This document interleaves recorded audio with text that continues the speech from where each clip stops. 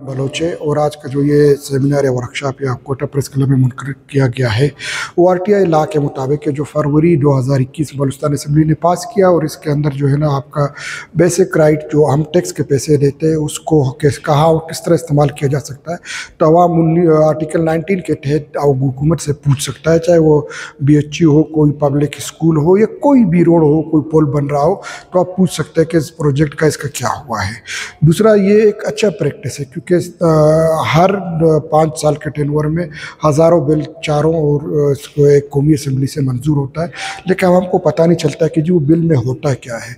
इस तरह के प्रैक्टिस से ये फ़ायदा होता है कि जो हमको पता भी चलता है, जैसे डॉक्यूमेंट्री कंपटीशन है, मुख्तलिफ कोई 10 से 12 डॉक्यूमेंट्री चलाएंगे और जूरीज आज इधर ही बैठ कर फैसला करेंगे कि किसका सबसे अच्छा डॉक्यूमेंट्री है। लेकिन मैं ये अपील करूँगा कि इस तरह के प्रैक्टिस हुकूमत को भी करना चाहिए। जो बिल मंजूर होता है उसको ओरिजिनल लैंग्वेजेस में ट्रांसलेट करके सरकारी चैनल और रेडियो TV पर इसको चलाना चाहिए, प्राइवेट सेक्टर को भी इसको चलाना चाहिए और इस तरह के आर्टिकल होना चाहिए ताकि जो बिल मंजूर होते आवाम को ये पता चले कि जी ये किस लिए होता है और क्यों होता है। दिल जहांगीर मेरा नाम है और सिविल सोसाइटी NGO है एड बलूचिस्तान में एज एग्जीक्यूटिव डायरेक्टर उसमें काम कर रहा हूँ। प्रोग्राम चूँकि राइट टू इंफॉर्मेशन के हवाले से था। राइट टू इंफॉर्मेशन एक कानून है जिसे बलूचिस्तान असम्बली ने पास किया था और तक उसकी इम्प्लीमेंटेशन नहीं हुई है, बाकी है। तो उसके हवाले से हमने यहाँ पे एक डॉक्यूमेंट्री की कंपटीशन रखी थी। तो आज मुख्तलिफ हमारे जो नौजवान हैं, यूथ है, एक तो उनको इस हवाले से अवेयर करना था कि राइट टू इंफॉर्मेशन क्या होता है। दूसरा, जो डॉक्यूमेंट्री के थ्रू भी वो इस हवाले से अवेयर हो गए कि राइट टू इंफॉर्मेशन क्या है, ये किस तरह काम करता है। मैं आप लोग के चैनल के फ्लोर से मैं यही पैगाम देना चाहूँगा कि राइट टू इंफॉर्मेशन आपका अपना हक है।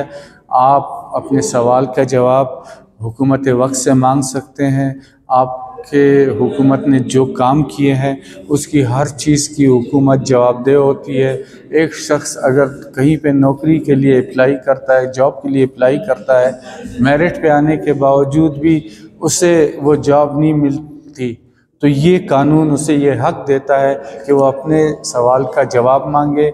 अपने जो उसको वो जॉब नहीं मिली है वो जॉब वो किस तरह हासिल कर सके।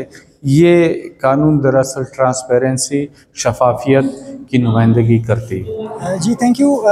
बड़ी खुशी हो रही है कि बलूचिस्तान में इस तरह के इवेंट्स लॉन्च हो जो यंग फिल्म मेकर्स है। एक तो मतलब मीडिया के हवाले से और स्पेशली फिल्म मेकिंग और डॉक्यूमेंट्री के हवाले से बहुत कम यहाँ पे बलूचिस्तान में इस तरह के इवेंट्स होते हैं। तो इस तरह की हम उम्मीद करते हैं कि जो यूथ के लिए इस तरह के इवेंट्स हो वो मज़ीद भी हो।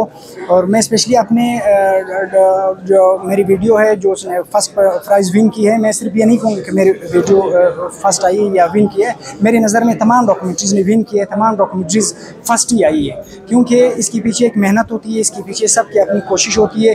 जितने मतलब बलूचिस्तान के यूथ है, स्पेशली मैं तमाम फिल्म मेकर्स, डॉक्यूमेंटेरियन को मतलब यही पैगाम देता हूँ को इस चीज़ पे फोकस करे और इस तरह के इवेंट्स में हिस्सा ले। डॉक्यूमेंट्रीज़ चाहे फिल्में हो, इस तरह की जो उनकी थीम होती है उस पर पार्टिसिपेट करे, अपनी कोशिश करें।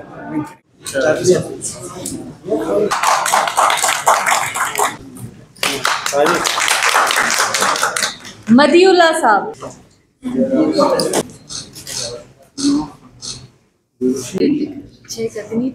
आज जिस तरह से जिस टॉपिक पर यहाँ डॉक्यूमेंट्री बनाने के लिए तमाम नौजवान जमा हुए और उन्होंने अपनी डॉक्यूमेंट्रीज पेश की, तो बहुत खुशी हुई कि नौजवान जो है इस तरह के कोई भी इंफॉर्मेटिव टॉपिक्स होते हैं उनमें पार्टिसिपेट करते हैं। और अच्छा लगा कि खास तौर पे उन नौजवानों को देखकर जो टॉपिक को सही तरह से समझे और उस पर काम भी किया। तो इस वक्त जो रिजल्ट हमने कंपाइल किए हैं, हम तीनों ने जिस तरह से देखा और चीज़ों को जज किया, तो उसके मुताबिक पहले मैं थर्ड प्राइज़ के लिए दावत दूंगी कि जिन्होंने थर्ड प्राइज़ लिया है वो हैं मोहम्मद फारिक, जिन्होंने थर्ड प्राइज़ लिया।